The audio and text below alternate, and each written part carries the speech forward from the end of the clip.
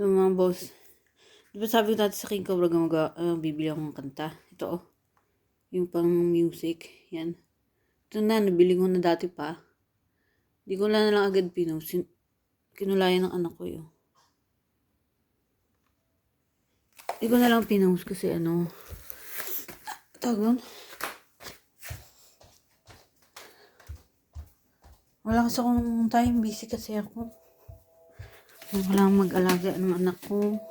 Tawa, obligasyon yun. Hindi na yun, Tapos, tawag doon.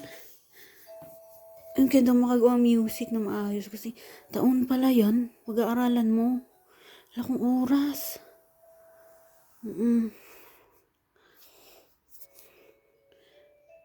Pag-aaralan ko yung music, pag may oras na. So ngayon wala pa eh. Sayang, hindi ko siya yung sa YouTube naman. Pwede mo naman pakinggan. Pero hindi ko siya walang mais na music pa eh. Pero pwede na din. Yun, sa future na lang to ayusin yung music. Original din syempre.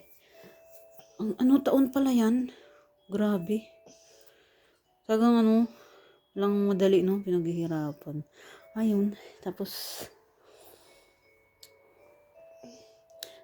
ang mahal bilhin namin dyan sa Akay Music.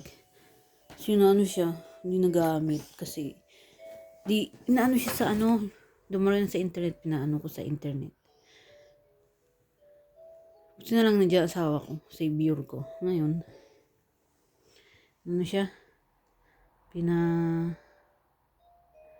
siya yung nag-asikaso sa internet. Di tumunog. Pero ang tunog niya isa lang.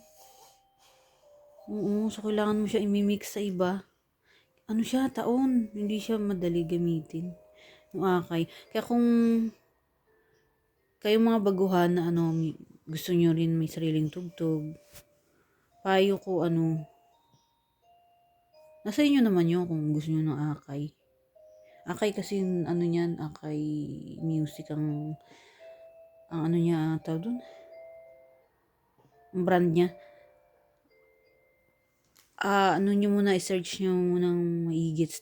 Hanap kayo ng actual na gumagamit ng Akay. Para hindi masayang yung pera nyo. Kasi pagka hindi nyo alam, malulugi kayo, sayang yung pera nyo. Ngayon, di ko siya magamit ng katenga. Hindi ko pa alam ang solusyon eh. Siya hindi siya madali. Isang tunog lang, ganun lang.